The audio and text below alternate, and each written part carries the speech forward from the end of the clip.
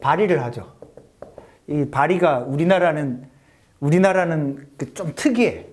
이 발의를 누가 할 수 있어요? 국회의원이 할 수 있죠. 국회가 하고 또 정부 입법이 있어요. 정부. 다른 이 상권 분립이 강한 대통령제 나라에서 정부 입법이 있는 나라는 우리나라 말고 잘 없어요. 근데 뭐 국가라고 하는 게 딱 정해져 있는 게 아니라 우리는 국가를 하나의 어떤 실체라고 보잖아. 근데 국가는 하나의 실체가 아니에요. 국가에 뭐가 국가인데? 국민이 국가예요? 입법, 사법, 행정? 거기도 안에 보면 다 유동적으로 뭐 해체했다가 뭐 만들었다가 새로 만들기도 하잖아요. 그러니까 국가라고 하는 것은 유동적이에요. 뭔가 국가라고 딱 정해진 게 없어요. 누가 어떻게 만드느냐에 따라 달라져. 우리나라는 크게 입법, 사법, 행정으로 이렇게 나눠지잖아요. 그죠?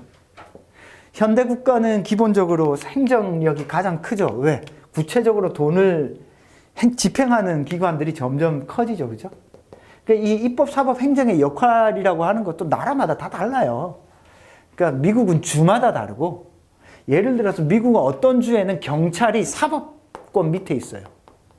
그러니까 판사의 명령을 받는 사람이 경찰이야. 우리나라는 경찰과 검찰이 전부 다 행정부 밑에 들어가 있잖아요. 근데 이게 자유롭게 왔다 갔다 할 수 있다니까. 저는 무슨 공수처라든지 뭐 이런 것도 괜찮지만 아예 경찰 권력과 검찰 권력을 아예 소재지를 분리하는 것도 저는 괜찮을 것 같아요. 일단 사법부를 다 해체하고 난 다음에 사법부는 다시 구성을 해야 돼. 이 사법부 구성을 사법부 해체할 수 있어요. 누가? 국회의원들이 탄핵이 가능하잖아. 입법하면 돼요. 자, 예를 들어 우리는 대통령제를 하고 있잖아. 대통령제 없애도 돼요. 의원 내각제 해도 돼. 누가? 국회의원들이 합의하면. 그럼 국회의원은 뭘 하는 사람들이에요? 국회의원은 법을 만드는 사람들이 입법이잖아요. 그래서 이 법치주의라고 말할 때 이 법치주의의 대립이 뭐예요? 법치주의의 반대. 인치잖아, 인치. 사람에 의한 통치. 법치의 반대가 인치예요. 권위주의적 통치를 보통 뭐 인치라고 해요. 예를 들어 뭐 독재국가, 뭐 전제정치 이런 것들이 법치주의의 반대죠, 그죠? 법치주의의 핵심은 뭐예요? 모든 통치 행위는 법적 근거를 통해서 하는 거야. 모든 통치 행위는 법적 근거. 법적 근거가 없는 통치는 안 돼요. 잘 이해하셔야 돼요. 법대로 해라고 말할 때 그 법대로 하라고 하는 것은 약자에게 하는 말이 아니야. 법치주의가 왜 나왔게? 이놈의 강자들이 지멋대로 하니까 강자들이 법을 지켜서 통치해야 돼를 하는 게 법치주의예요. 약자한테 말하는 게 아니라니까. 근데 바뀌었죠. 오히려 역설적으로.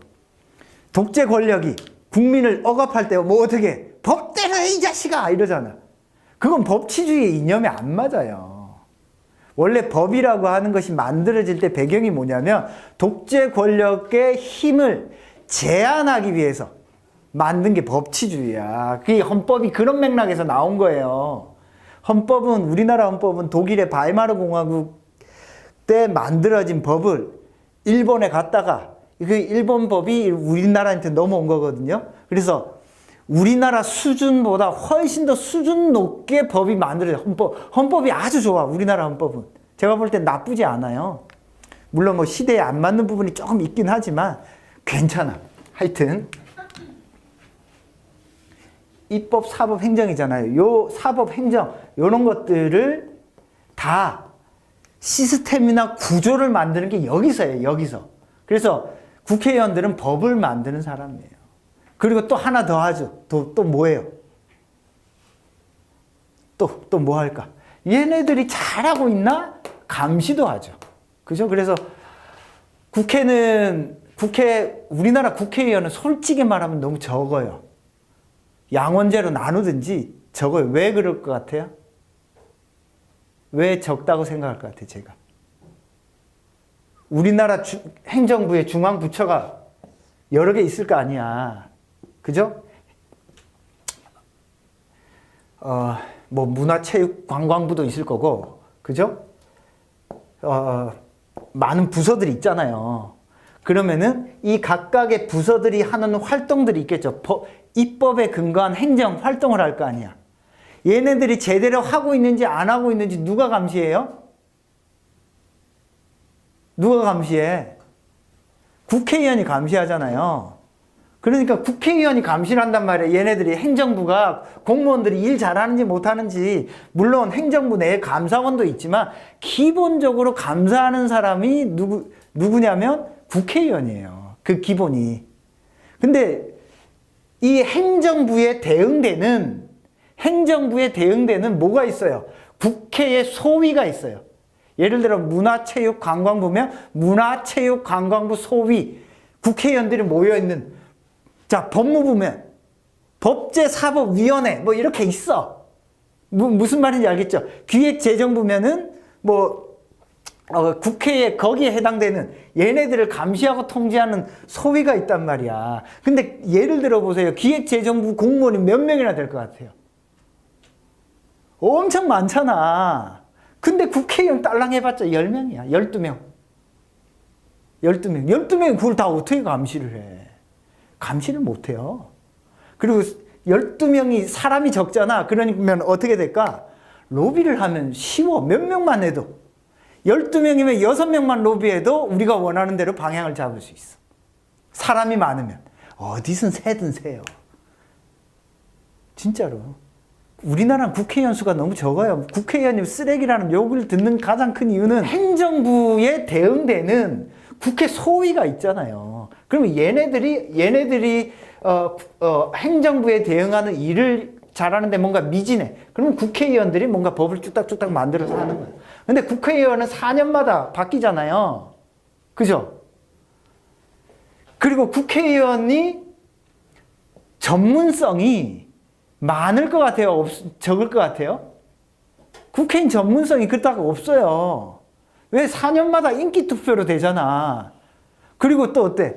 제왕적인 어떤 그 당에서는 당 대표한테 줄 잘 서, 공천 잘 받으면 국회의원이 되지, 내가 전문성 있다고 국회의원 되지는 않잖아요. 그러다 보니까 정부는 한 번 공무원 되잖아요. 공무원이면은 쭉 단계를 밟아서 그 분야에 물론 순환근무도 하지만 어느 정도 일정 정도 전문가란 말이야. 판판이 싸워서 누가 깨질 것 같아요? 국회의원이 안 돼요. 그리고 전문성도 없어요. 그러다 보니까 정부에 휘둘리는 거지. 공무원들한테 휘둘려요, 정부가. 많이 휘둘려요. 그러니까 국회의원들이, 당이. 그리고 당이 정권을 잡잖아. 당의 주류 세력들이 공무원한테 많이 휘둘려요. 왜? 그대들은 10년, 20년 동안 같은 일을 계속 해왔잖아. 그죠? 어떻게 돌아가는지 알잖아요. 입법부의 힘이 좀 더 커져야 돼요.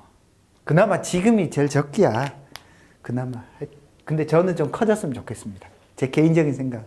그래서 진짜 동네 어르신 중에서 자기만의 주관이나 뚜렷한 사람들이 그 지역 국회의원이 돼야지. 뭔 엉뚱한 학력 좋다고 되고 그렇게 되면 안 돼요. 저는 우리나라 국회의원 수는 한 500명에서 1000명 정도 사이 되면 좋겠어요. 그러면 전문성이 생겨. 그리고 국회의원한테 지급되는 돈은 지금이랑 똑같게. 그러니까 총액이 지금이랑 똑같은데 국회의원 한 1000명 늘려봐. 그럼 지들을 열심히 해야 돼. 기부금 받으려면 열심히 해야 될 거 아니에요. 그죠? 그렇게 되는 게 전 차라리 더 나을 것 같아요. 물론 그러면 감시 감독이나 비리, 눈에 안 보이는 비리가 적을 때 더 많아요. 많으면은 어디서 튀어나와도 누가 꼬질러. 진짜로. 이런 구조예요. 이런 구조인데, 그래서 이런 구조에서 우리나라가 국회 발의가 잘 안 되다 보니까 빨리빨리 하려고 정부 발의가 법적으로 보장되어 있어요. 그래서 공무원들이 어떻게 하냐면 정부 입법을 해서 우리가 이런 정책을 펼 테니 정부 입법을 딱 하잖아요. 그럼 정부 입법을 할 테니 내잖아. 그러면은 국회가 동의해 주는 형태로 이렇게 입법이 가능합니다. 우리나라는. 다른 나라는 안 그래요. 미국만 해도 안 그래요. 그래서 미국만 하더라도 트럼프가 막 상원이나 하원에 왔다 갔다 하는 가장 큰 이유가 미국은 상하원은 설득을 하지 않으면 절대 정부가 원하는 정책이 추진이 안 돼요. 그래서 미국은 오히려 정부의 힘이 큰 것 같아도 오히려 국회의원들의 힘이 어마어마하게 강해요.